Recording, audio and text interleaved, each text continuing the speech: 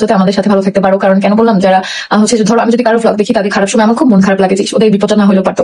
আর যখন ওরা ভালো থাকে তখন আমার অনেক ভালো লাগে যে ঈশ্বরের কথা ভালো আছে, বা ওদের নিয়ে যদি কোনো কন্ট্রোভার্সি হয়, কেউ খারাপ কোনো ভিডিও বানায়, আমার অনেক কষ্ট লাগে। আমি যাদেরই ব্লগ দেখি না কেন তাদেরই আমি ওটা নিতে পারি না। বা আখি তরির পক্ষে পোস্ট করেছে, সে বাবার সন্তানের সম্পর্কে নিয়ে বিভিন্ন কথা বলেছে। এই আকি ফকিন্নি, বস্তি থেকে উঠে আসা, বস্তি থেকে উঠে এসে ফেসবুকে জায়গা দিয়েছে কে? তোর আম্মা তিশা। তিশা সতীন হয়ে গেছে শুধু নিজের ফেস ভ্যালু বাড়ায়, তাকে তো খাবারও পাই কিনা 3 বেলা।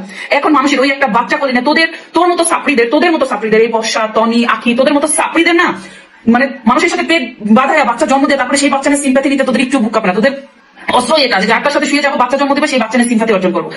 আমাদের সাথে গিয়ে শুয়ে বাচ্চা একটা নিয়ে সেই বাচ্চার সিম্পাথি দেখে সারা বাংলাদেশের মানুষের যেটা ভালোবাসা বলে সিম্পাথি অর্জন করেছিস, পরে এখন যাতে উঠে এখন বড় বড় কথা বলিস। তুই কি জানিস গানি সম্পর্কে?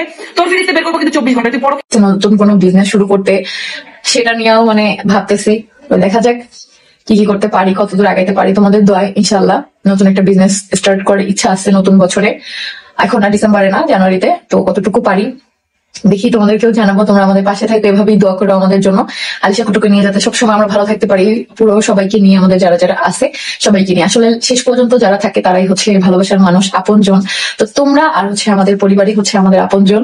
তো তাদেরকে নিয়ে যাতে আমরা সবসময় ভালো থাকতে পারি, তোমরাও যাতে আমাদের সাথে ভালো থাকতে পারো। কারণ কেন বললাম, যারা হচ্ছে ধরো আমি যদি কারো ব্লগ দেখি তাদের খারাপ সময় আমার খুব মন খারাপ লাগে যে ওদের বিপদটা না হলেও পারতো।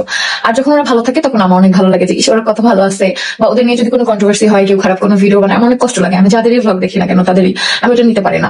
বা ভুল ইনফরমেশন দেয়, যেমন ধরো আমি সব ব্লগ যাদের দেখি, তো তাদের নিয়ে যদি কেউ কোনো ভুল ইনফরমেশন দেয়, তখন আমি বলি না, ব্লগে তো এটা হয় না, আমি দেখছি, কেন ছড়াচ্ছে, কষ্ট লাগে। তো সেম তোমরা যারা ডেইলি ব্লগ আমাদের একদম A to Z পুরোটা দেখো না টেনে, তারা জানো সব সত্য ঘটনাগুলো বা সত্য ব্যাপারগুলো। তো উল্টাপাল্টা দেখলে তোমাদের কষ্ট লাগে, এটা স্বাভাবিক। তোমাদের কমেন্ট দেখলে বুঝতে পারি।